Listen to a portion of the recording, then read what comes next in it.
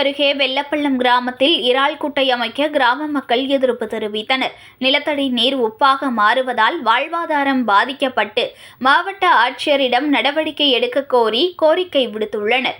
மயிலாடுதுறை மாவட்டம் சீர்காழி அருகே வெள்ளப்பள்ளம் கிராமத்தில் சுமார் 100க்கும் மேற்பட்ட குடும்பத்தினர் வசித்து வருகின்றனர். இந்த வெள்ளப்பள்ளம் கிராமத்தின் அருகிலேயே வடிகால் ஆறான உப்பனாறு செல்கிறது. இதனை பயன்படுத்தி இறால் குட்டை அமைக்க மின்சாரம் பெறுவதற்கு மின்கம்பம் வந்துள்ளதால் மீண்டும் இறால் குட்டையை அமைக்க ஏற்பாடு நடைபெறுவதை அறிந்த கிராம மக்கள் அச்சத்தில் உள்ளனர். பயன்பாட்டில் இருந்த இறால் குட்டையால் நிலத்தடி நீர் முற்றிலும் உப்பாக மாறியுள்ளது. குடிநீருக்காக பக்கத்து கிராமத்தை தேடி சென்று குடிநீர் பிடித்து வரவேண்டிய நிலை இருந்து வந்துள்ளது. ஆனால் இறால் குட்டை கடந்த 5 ஆண்டுகளாக நிறுத்தப்பட்டதால் கிராமத்தில் நிலத்தடி நீர் உப்பு இல்லாமல் நல்ல நீராக மாறி வருகிறது. இந்த நிலையில் தற்போது வெள்ளப்பள்ளம் கிராமத்தில் இறால் குட்டை அமைக்க ஏற்பாடுகள் நடைபெற்று வருவதால் கிராம மக்கள் அதற்கு எதிர்ப்பு தெரிவித்துள்ளனர்.